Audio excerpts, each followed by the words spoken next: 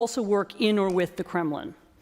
Whatever you want to call this system, a mafia state, a feudal empire, it's a disaster for ordinary Russians, but it is also extremely dangerous for everybody else. For in order to stay in power, in order to keep this tiny group of people enriched, Putin and his cronies have long needed not only to spread the system to their immediate neighbors, but to undermine rule of law and democracy in the West as well. How does this work? Well, Putin and his henchmen badly need to keep the international financial system safe for corrupt money. To do so, they buy Western politicians, for example, the former German Chancellor, Gerhard Schröder. When in power, he stopped an investigation into a financial scam closely connected to Putin. Schröder now works for Gazprom. Putin's cronies have also invested heavily in strategically important European companies, hoping that by doing so, they'll acquire the political influence they need to protect their dishonest schemes. They make ample use of tax havens, thereby enriching the providers of these corruption services and depriving legitimate governments of revenue. How to stop this? Only by disengaging and isolating the problem. Let's get Russian money out of the Western financial system. A second example. Putin and his henchmen are often frustrated by Western multilateral institutions, such as the EU and NATO. A united EU energy policy would make it much more difficult for Russia to use its gas pipelines, as it does now, to blackmail and bully its neighbors.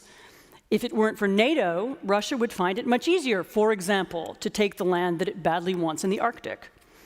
And so the Russian regime has invested heavily in anti-European, anti-transatlantic, and even fascist political movements all across Europe.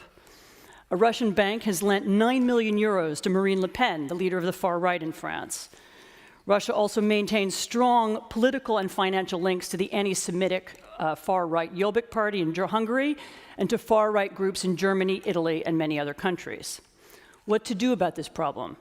We need to disengage and we need to isolate. Let's get Russian money out of European politics. Thirdly, the Russian regime has invested massively in an enormous system of disinformation, television stations in multiple languages, websites, fake think tanks, and a vast army of internet trolls whose work is now well documented, whose efforts are designed to create chaos and confusion. This isn't traditional propaganda. It's not about saying that Russia's a great country.